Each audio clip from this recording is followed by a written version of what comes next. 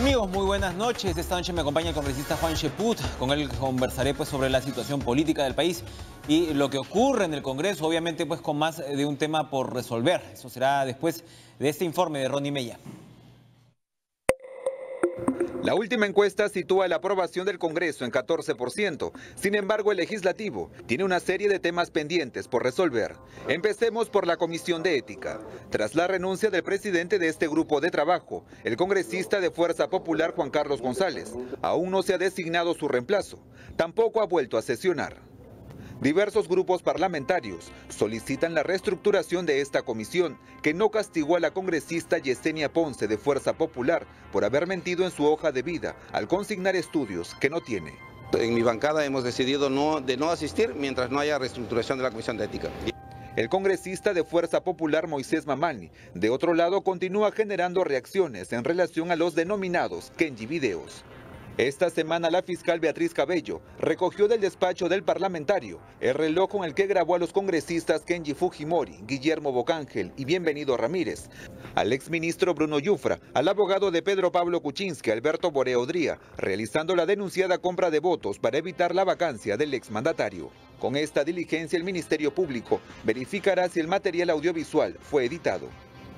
Mientras tanto, el expresidente Kuczynski se rehúsa a asistir a la comisión investigadora Lavallato para aclarar sus nexos con la compañía brasileña Odebrecht. Envió una carta a la presidencia de este grupo de trabajo en la que señala que solo responderá la fiscalía, que también lo investiga. Y el Congreso sí investiga personas en tanto los actos de estas personas revistan interés público. Por si fuera poco, el congresista Benicio Ríos Oxa fue condenado a 7 años de cárcel por la compra sobrevaluada de un terreno cuando fue alcalde de Urubamba. El parlamentario de Alianza para el Progreso está prófugo. De la misma bancada, el segundo vicepresidente del Congreso, Richard Acuña, está acusado de presunto fraude procesal por la compra de un terreno en Trujillo. Una comisión especial deberá decidir en los próximos días si se le levanta la inmunidad parlamentaria para poder ser juzgado. Así están las cosas. Nos acompaña Juan Cheput, congresista, por supuesto, de Peronos por el Cambio, que le damos la bienvenida. Muy buenas noches. Gracias por estar con nosotros. ¿Qué tal?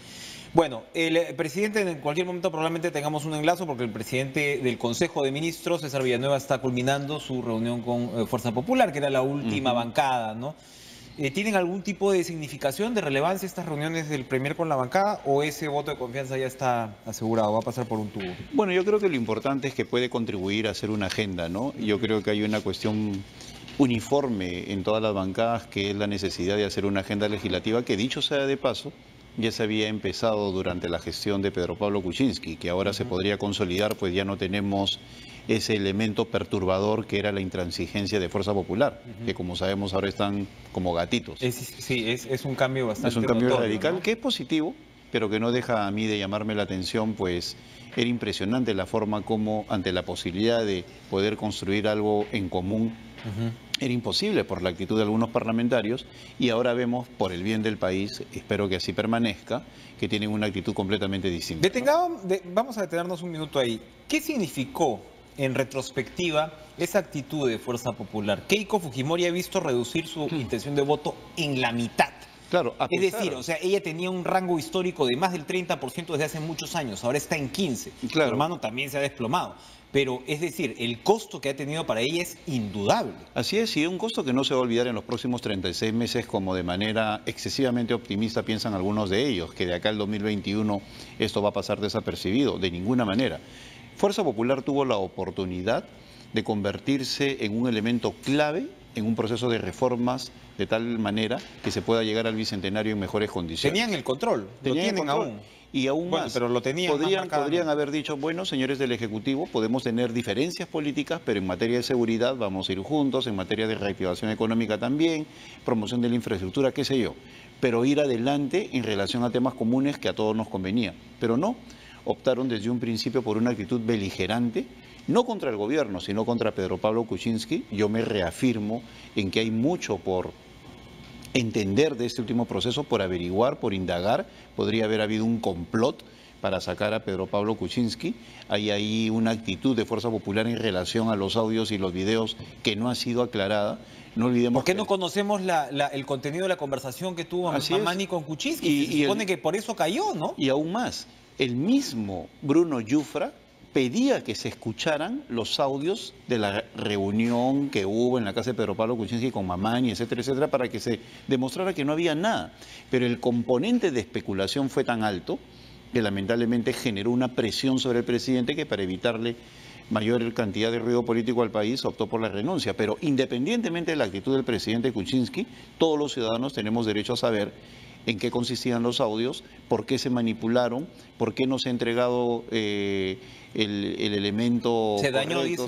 Dicen que se dañó, luego claro, como si uno no supiera. Ex post, ¿no? Así es. ¿Y por qué la subcomisión de acusaciones constitucionales no tiene la misma actitud con el señor Mamani, como con Modesto Figueroa y los otros involucrados? ¿Lo están protegiendo a Mamani? Yo creo que aún no convocan para que de esa manera se pueda saber si va a pasar a ser investigado o no. Yo creo que en cierta medida podría haber una protección que es indebida desde el momento que él ha sido claramente involucrado. ¿Esas cuentas están por saldarse? Por supuesto, yo creo de que la verdad al final terminará siendo el gran ajuste de cuentas que la historia le va a brindar a todos los elementos involucrados acá, porque no puede pasar desapercibido el hecho de que caiga un presidente, se genere esta crisis política, a su vez tenga un impacto negativo en la economía y en la propia conciencia ciudadana. Se está sentando la economía y es probable que se siente más. Por supuesto, entonces no es cuestión de que yo me cambio de sillón para que todo despegue, es cuestión de actitudes, es cuestión de políticas públicas, es cuestión de liderazgo, etcétera, etcétera. El presidente Vizcarra puede tener mucha buena voluntad, pero el enfoque externo, la cuestión que tiene que ver con los nuevos cuadros políticos o burocráticos, obviamente repercute en la marcha de la economía. Ya despega el gobierno de Vizcarra, ya despega la figura de Vizcarra como presidente, ¿va a despegar? Yo creo que tiene que despegar y yo creo que él está haciendo lo mejor de su parte para poder consolidarse. Yo creo que en el fondo él no es el problema. Yo siempre, desde mi actitud institucional y obviamente de respeto a la figura presidencial, considero de que más responsabilidad tiene su entorno inmediato, que son el conjunto de ministros. Ahora, las conversaciones que viene teniendo el señor César Villanueva, espero que lleguen a buen puerto. Lo del 2 de mayo yo creo que va a significar el punto de partida de un gobierno que tiene que dar resultados de inmediato, ¿no? ¿Qué significaría buen puerto para, en fin, sabemos pues que seguramente el voto de confianza va a dar, Keiko le ha soltado pues la alfombra roja, ¿no? Desde Pucallpa al presidente, al premier. Pero ¿qué significaría un buen puerto realmente? Para mí significaría lo siguiente, no solamente limitarse a poner el dedo y votar a favor, eso lo hace cualquiera, sino conceder la delegación de facultades necesarias para que se impulse un grupo de reformas que tiene en sus manos el presidente del Consejo de Ministros como oportunidad para empezar a trabajar activamente. ¿Cuáles son esas? ¿Ustedes han conversado? Desde mi punto de vista, por lo que, bueno, una cosa es lo que hemos pedido nosotros y otra cosa es lo que él podría hacer. Pero desde nuestro punto de vista, nosotros creemos de que tiene que aprobarse el Código Electoral. En estos momentos vemos que los partidos sufren por la ausencia de una efectiva reforma política que permita no solamente consolidarlo, sino evitar a los personajes corruptos que vengan por la financiación o por sus propias trayectorias. En segundo lugar, todo el tema vinculado a la reactivación económica, que creemos que es importante, y también ya de parte de ellos lo que significa la lucha contra la corrupción, la reforma tributaria y aquella que tenga que ver con la mejora de la infraestructura. Hay voluntad del fujimorismo para lo primero, para el tema del Código Electoral, la reforma necesaria. No lo sé, pero por eso te digo, si queremos que llegue a buen puerto, eso significa qué reformas va a plantear para que el fujimorismo pueda conceder. Porque pareciera desde lo que escuchamos del fujimorismo, ¿no? Lo que hemos escuchado Luis Galarreta, ellos dicen, son muy poquitos temas, ¿no? Lo que hay que ver muy centrados, ¿no? No, pero él no el es tema el premier, pues. de la reconstrucción, ¿no? Que claro, por supuesto es importante, pero a veces pareciera que nos estamos quedando de alguna manera en lo coyuntura y en lo cosmético. Así es que ellos son monotemáticos, pues desde el decreto de urgencia 003 solamente saben hablar de eso. Pero yo creo que el Perú necesita cosas mucho más profundas, que tienen que ver con la reforma de partidos, que tienen que ver con la reactivación económica, no como elemento coyuntural, sino como por su base tributaria, que tienen que ver con los mecanismos de seguridad, más aún ahora que estamos viendo que algunos personajes del terrorismo están saliendo libres, y fundamentalmente con todo lo que es provisión de servicios, salud, educación y la misma seguridad. Entonces, el premier tiene la oportunidad de llegar con un abanico de propuestas ante el Congreso y pedir la delegación de facultades. Porque si él va a decir, tengan confianza en mí, pues ya la tiene. pues hemos visto a todos los partidos políticos sin excepción indicando de que no va a tener dificultades en el voto de confianza. Hasta ahora es un poco dándoles todo el beneficio de la duda y por supuesto la mejor voluntad para que el gobierno salga adelante, porque de eso se trata al fin para el país. Hasta ahora se siente un tono bien genérico, ¿no? En los mensajes que vienen del Ejecutivo. Y también en los de algún sector de la oposición. En el tanto de parte del Ejecutivo yo creo que no pueden seguir haciendo una política de eslogans, ¿no? De lemas. Todos juntos como hermanos, ¿no? 2001, ¿no? Sino pasar a propuestas concretas. Y de parte de la oposición también. Cuando yo escucho a los señores de Fuerza Popular o de APP o del mismo Acción Popular indicando que haga un deslinde con el anterior gobierno, pues no solamente están limitando lo que significa para ellos un relanzamiento de la actual gestión. Bueno, se la pasaron cuando Kuczynski entró 6 meses haciéndole deslinde con Ollanta-Humala, ¿no? O sea, eso fue, yo me acuerdo, en el Congreso, sumamente agresivo. Además, diga usted, no haga. Claro. Entonces, ¿no? O sea, como si uno tuviera ahora que están cambiando de actor y aquello. están pidiendo deslinde con el gobierno anterior. Es decir, como te decía hace un instante, lamentablemente a veces son monotemáticos. Yo creo que la actitud de la oposición hoy en día, si quiere considerarse como tal, tiene que pasar por el voto de confianza, que es fundamental, y por el otro lado por conceder las facultades de tal forma que se pueda empezar un periodo de lanzamiento de propuestas que se consoliden en leyes concretas que beneficien a los peruanos. Por ejemplo, en materia económica, el Perú, para nadie es un secreto, que por el tema de Odebrecht y las empresas brasileñas está paralizado en lo que se refiere a la construcción. Si me permite, Juan, vamos a ir con información en vivo. Bien, ahí están las palabras pues, del Premier Villanueva. Vamos a ver la letra pequeña, ¿no? Seguimos todavía en el escenario, digamos, macro, pero es evidente pues, que ese voto de confianza se va a dar. Usted ya ha expuesto, Juan Cheput, qué es lo que debería haber para hacer una agenda seria, ¿no? Que, digamos, ayude a que la población vuelva a recuperar la confianza en el Congreso. Pero yo creo que hay un punto, hay una cuestión que no puedo dejar pasar por alto, ¿no? En primer lugar, el Premier va con un plan de trabajo. El propio presidente de la República ha señalado de que se continúa con el plan de gobierno de Peruanos por el Cambio.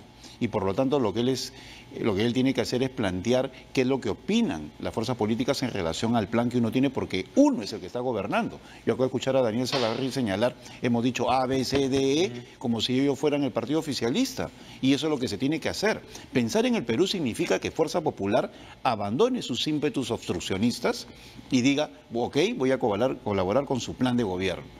Y eso significa que el Premier llegue con un abanico de propuestas y que le diga, bueno, vamos por acá a partir de la delegación de facultades. ¿Puede salir, por ejemplo, una propuesta esta como la de limitar a los candidatos presidenciales en términos de estar afiliados a su partido por 3 años? Yo creo que eso no debería prosperar. Algo como ello. No, pero Julio Guzmán y Verónica Mendoza quedan fuera.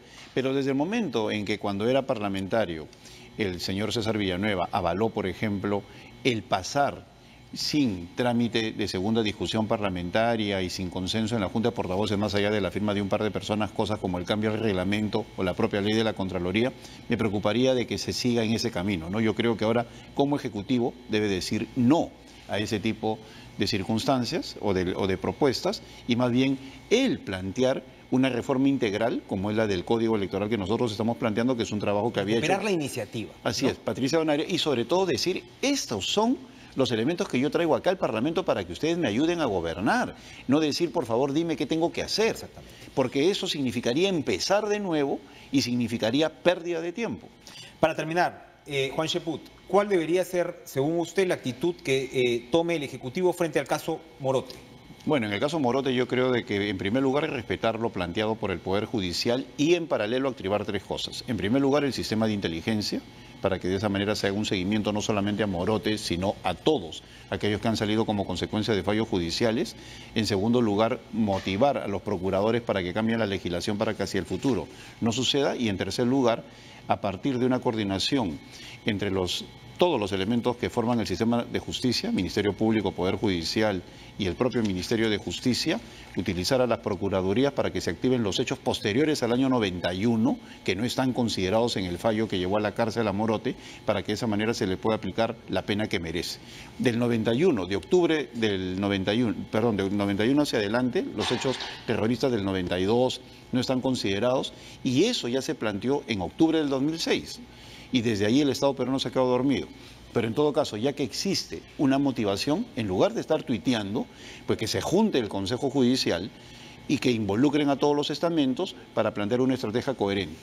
Eso es lo que nos decía un poquito también Roberto Quiabra, ¿no? El Consejo de Estado tiene que también... Así es, ¿no? y la tener- cuestión es, mira, plantear una inteligencia, estrategia. la parte judicial y modificaciones, nada más. Muchas gracias, Juan Sheput, por acompañarnos esta noche. Vamos a ir después de la pausa. Regresamos con los familiares de la lideresa Shipibo-Conibo, Olivia Arévalo, trágicamente asesinada. Esto nos conmociona, nos indigna y hay que encontrar a los responsables y además los móviles que han llevado a este crimen. Ya venimos, ya volvemos.